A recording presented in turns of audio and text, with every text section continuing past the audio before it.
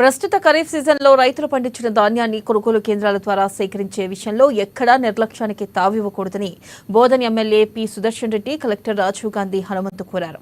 అయితే ధాన్యం సేకరణ విషయంలో నిర్లక్ష్యంగా వ్యవహరిస్తే కఠిన చర్యలు తీసుకుంటామన్నారు.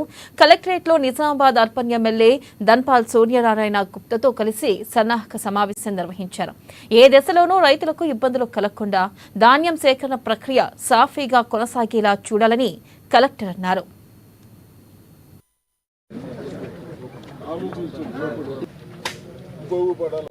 మనమే సిస్టమ్ తప్పితే బాగా ఇబ్బంది అవుతుంది.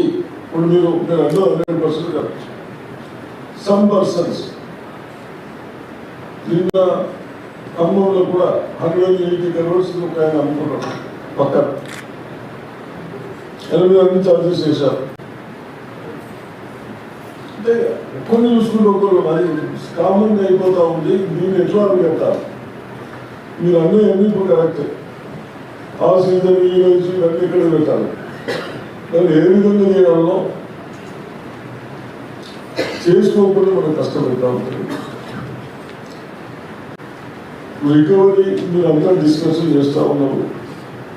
సరే అది రూల్స్ వస్తూ చూద్దాం. ఇక్కడ మన డిస్ట్రిక్ట్లో ఏం ప్రాబ్లమ్స్ ఉన్నాయి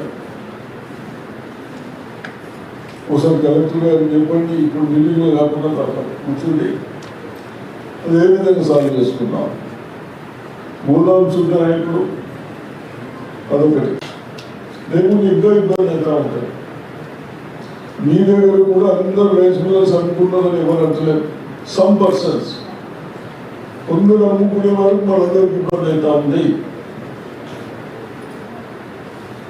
అదే దాన్ని ఏం చేయాలో సార్ అది అది ఆఫీసర్ చూసుకుంటారు. ఫర్దర్ ఎట్లా చేస్తారు. ఇప్పుడు మనం ఉన్నది ఎలా అవుతాం. ఇప్పుడు మనకేదో ఎఫ్సీఐ తీసుకోవాలంటే బయలు కావాలి. ఇప్పుడు బయలు